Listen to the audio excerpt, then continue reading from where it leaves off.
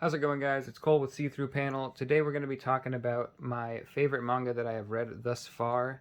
I decided recently that 2023 is going to be the year where I try and explore the manga world more than I have before. I've only really read some horror stuff and some, I guess it would be seinen, I think it would be considered.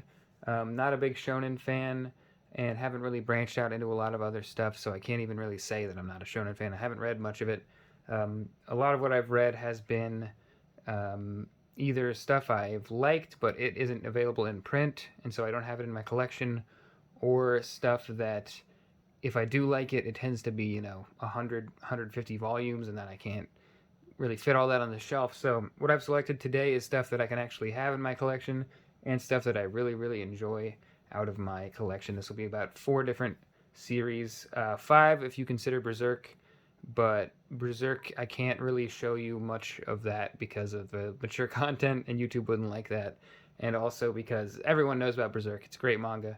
Read it. It's one of the best out there, obviously. But as always, I'm not going to be spoiling any of these. I'm just going to be talking about them briefly and flipping through some of the art, starting with Gutanabe's Lovecraft adaptations, starting with The Hound and Other Stories. These are all published by Dark Horse.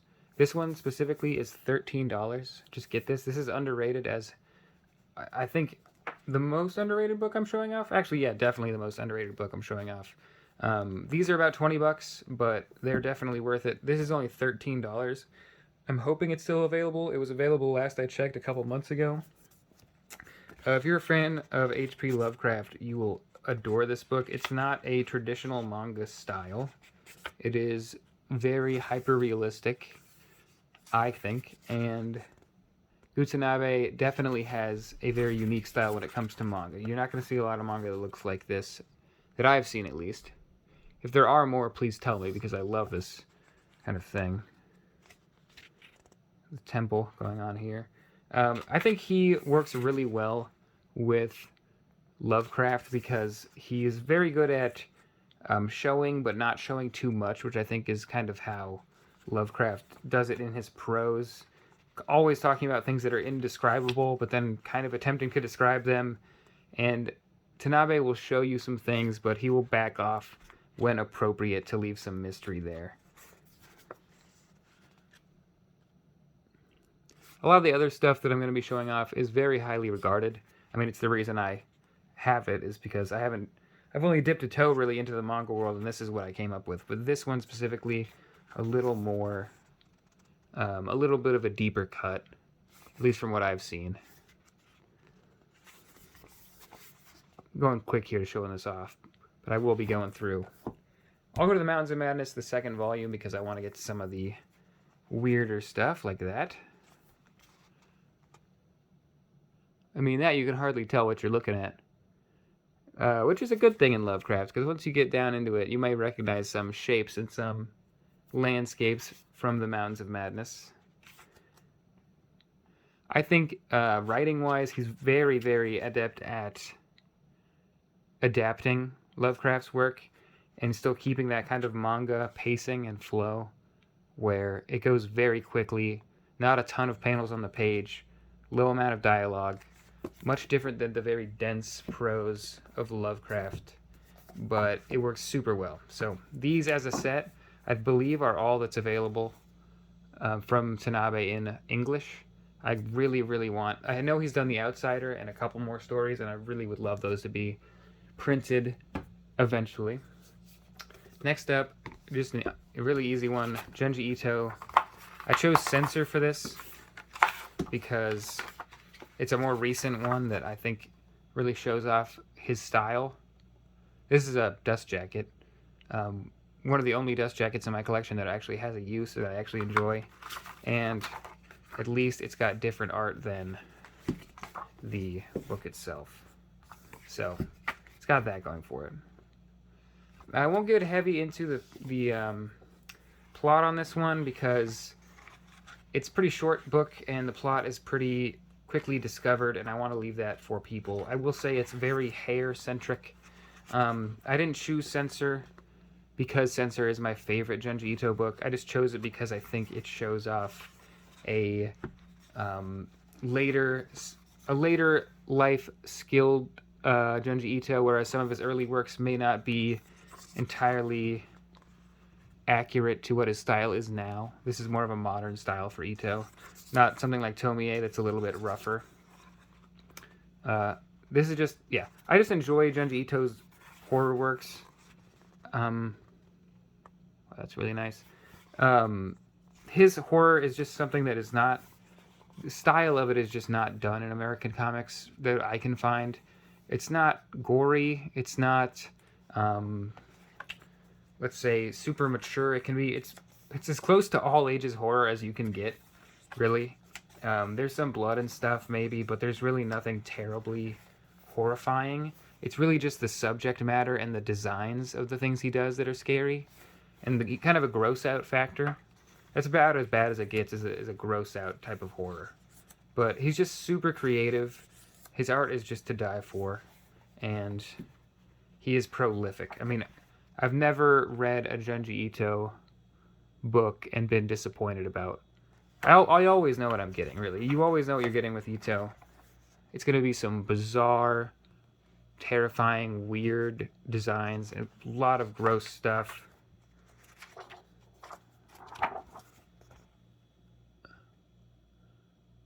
Yeah, it's awesome. These two are probably the best horror manga I've read. I'm actually reading digitally right now. I'm reading PTSD Radio, which is super, super good. Definitely a different kind of horror, but I've been really, really enjoying that as well. I'll be picking that up early next year when all the volumes are out, and I'll definitely be showing it off on this channel. Next up is Blame by Tsutomu Nihei, and this is, I think, the very first manga I ever got into. I just saw online some images of the art, and it just dragged me in. Huge edition, master edition they call it. Comparison here to regular size manga. I'll compare it to the Junji Ito hardcover as well. These are paperbacks, but they're really, really well made. There you go. So huge, huge book, and thick, really, really big, really dense. There's 6 paperbacks of this size in the entire volume, which I really like. A nice contained book, and by contained I mean 6 books of this for manga is pretty small. It's manageable, you know. You can collect the whole thing pretty easily on one shelf. That's sometimes a barrier to entry for a lot of series for me. So what really drew me into Nihei's work on Blame, or I believe it's Blam, is the kind of architectural style. A lot of 90-degree angles, a lot of hard lines, very interesting perspectives, a very intense sense of scale. And I'll put some up close here soon, but I just want to get into it. This I can talk about the story a bit more. So this is Killy, our main character here on the cover.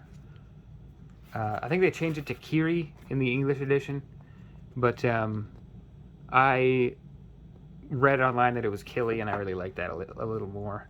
Yeah, see, they call him Kiri with a Y here. I believe in the Japanese, when it was translated by other folks, it was Killy. So I'm going to call him Killy, but it is the story of Killy roaming through a gigantic mega complex that takes years and years and years to travel through. It's so big. I won't get into how big, because that's kind of a plot point, but it's his adventures through this mega structure, this complex, with only him and his trusty pistol here called the gravitational beam emitter, I believe, which is like a hyper powerful, it's basically a god weapon. It's like if this was a video game, this would be a cheated weapon. It's completely obliterates everything it touches. I'm sure I can flip forward to, oh wow, that's great. Okay, we're into some real violent stuff. This gets really violent. It's a sci-fi tale, as I said, and the art is just beautiful, absolutely beautiful. He's got just this kind of dystopian architecture. There's a great example of, and for scale. Here's our main character coming out of like basically a trash chute. with these downward kind of stalactites of... I'm going to zoom in on that.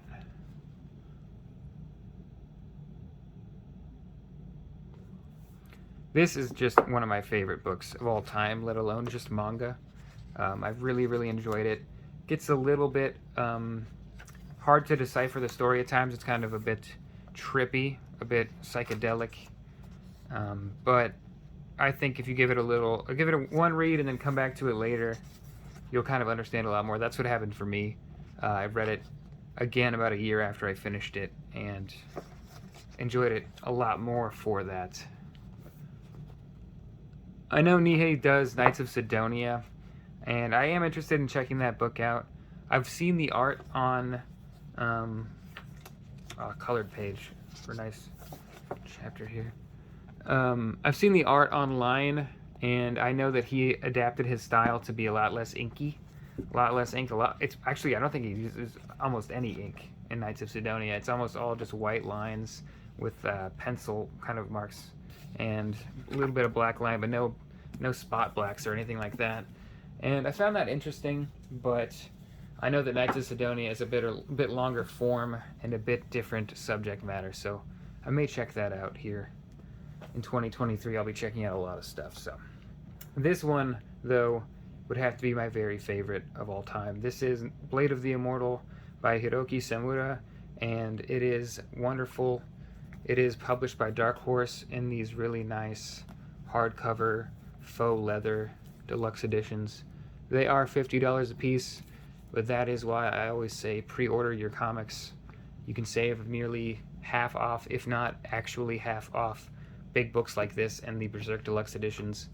It feels a lot less bad when you're paying $25 as opposed to $50. There are 10 books of this size. Only 7, I believe, have come out so far.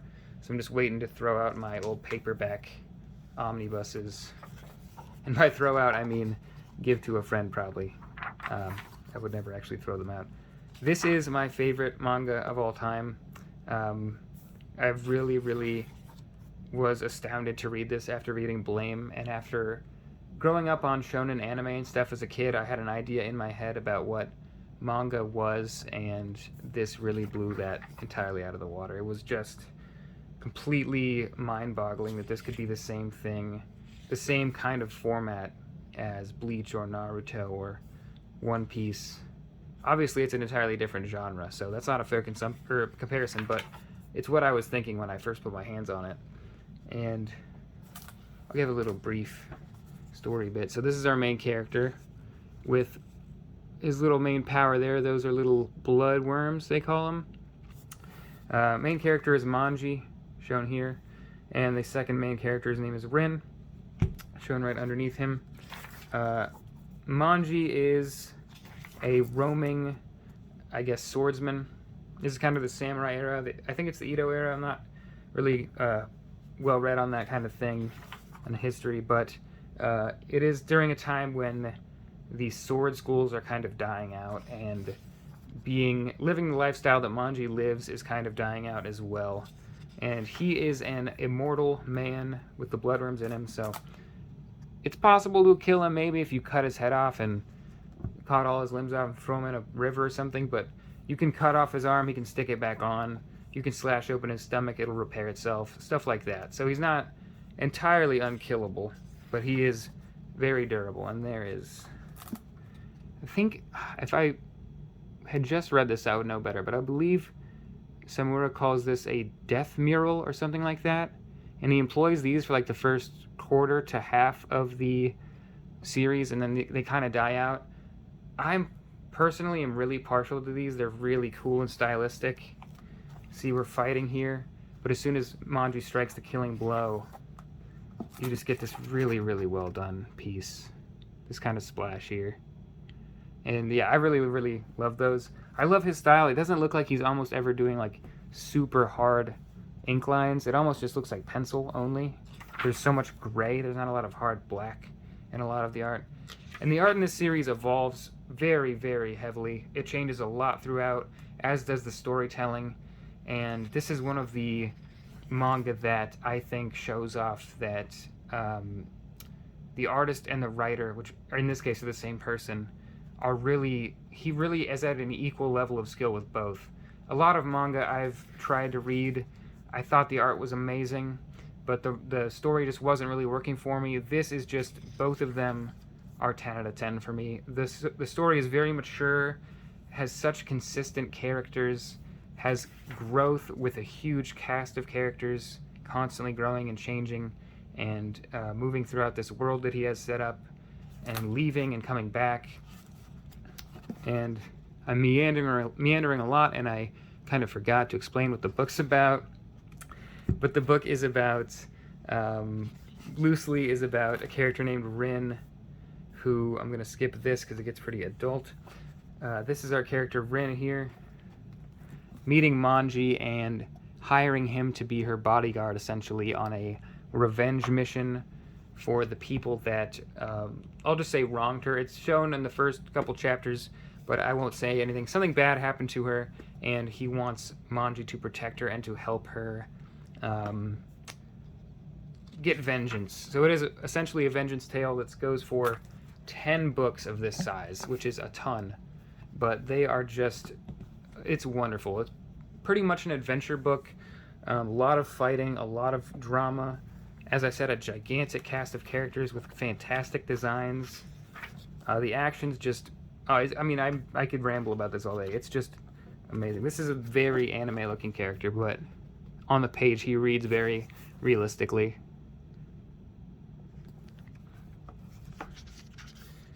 Yeah, I can't say enough good things about this story. I know it's pretty popular, and it probably had a lot of people know about it, but I just think it's really, really something special. There's that same character, and there's Manji. That is not a swastika. That's a Manji, and there's an entire thing at the beginning of this book about the difference, and that it was co-opted by the Nazis and all that. And I think that's a good thing to get out of the way, because that probably would put the wrong idea across about our main character here.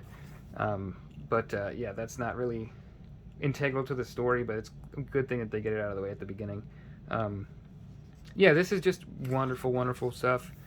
It's never drops in terms of quality. It definitely changes, and maybe sometimes it goes in between different genres, but it never drops in quality. And the fights are just so, so good. Panel layouts are very dynamic. They actually flipped, as you can tell, I'm doing this left to right, and they went and hand flipped all of the art. And I don't know, I think I heard Samura himself helped clean up some things that would read wrong, and they went in there and very thoughtfully flipped everything and made sure that it wasn't a problem and everything read correctly after it was flipped, which is a good thing to do. I don't know why you flipped it in the first place if you're going to do that. I'm not sure what the thought process was there, but it didn't end up being a problem. It ended up working just fine, and as long as they did it right, and I think they did, it wouldn't really hurt this book whatsoever. And there's just not much more I can say without just rambling about my love for the series. I would recommend it a lot. You can find these online for less than retail, and I would recommend it. And you can pre-order 8, 9, and 10 as they come out in the coming months and save $25 on them, or at least $20 on them, and it would be 100% worth it. These are my favorite, and the best produced of the books that I've shown off here. This is a runner-up on production. It's just big. I know manga is made and sold in a certain format, but I wish they would blow it up more for certain books. Like Gutanabe's work would just look gorgeous in this size. Like, this is just it doesn't you don't feel it when you're reading it. When you put them side by side, it's just a world of difference. I mean, seeing the detail on some of this stuff would just really enhance the experience, I think. But that's neither here nor there. Yeah. So this is what I've read so far and enjoyed. I've obviously read some other stuff, but that really, if I were to do a top 5, like I said, it would be all this and then Berserk. I just don't think it's worth my time to show off Berserk. There would be like 3 pages I could show you, and then the rest would have content that would not be YouTube friendly. So, and everyone knows Berserk's the best, obviously. Besides Blade of the Mortal. Blade of the Mortal is the best. But if you guys know anything that you think I would like, or if you have anything to say about these books, let me know in the comments. I really appreciate you guys watching. Thanks. Peace.